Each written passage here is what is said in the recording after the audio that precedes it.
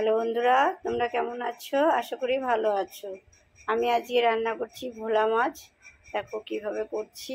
একদম পাতলা কাঁচা লঙ্কা দিয়ে ঝোল করব, আর একটু সামান্য কাশ্মীরি লঙ্কা দেবো কালারটা ভালো আসার জন্য।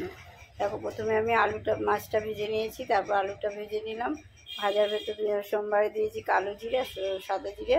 তারপরে আমি মশলাটা ভিজিয়ে রাখলাম, ভিজিয়ে দিয়েছি জিরে গুঁড়ো, কাশ্মীরি লঙ্কা গুঁড়ো, হলুদ। তারপরে আর সবজির মধ্যে দিয়েছি শোলা কচু, পটল, ঝিঙা, বেগুন, আলু। সব কিছু ভালো করে ভেজে নিয়ে মশলাটা দিয়ে ভালো করে কষিয়ে নিলাম। ভালো করে কষানোর পরে দেখো এর ভেতরে আমি দিয়ে দেবো কিছুটা গরম জল, লবণ আর একটুখানি মিষ্টি দিয়ে ভালো করে কষিয়ে নিলাম। তারপর কিছুটা আমি জল দিয়ে দিলাম। গরম জল দেবে, গরম জল দিলে ঝোল তরকারি খুব ভালো হয়। তাই আমি গরম জলটা দিয়ে দিলাম। এবার ভালো করে এটাকে ফুটিয়ে নেব। ফুটিয়ে দেওয়ার পরে মাছগুলো দিয়ে দেবো। মাছ দিয়ে এটাকে একটু ফুটিয়ে নামিয়ে দেবো। একদম তোমাদের কাছে ধনেপাতা থাকলে ধনেপাতা দিয়ে দেবে, আমার কাছে ধনেপাতা নেই তাই আমি ধনেপাতা দিলাম না। মাছটা একদম কমপ্লিট। দেখো খুব সুন্দর কালার এসছে, খেতেও খুব অপূর্ব লাগবে দেখবে।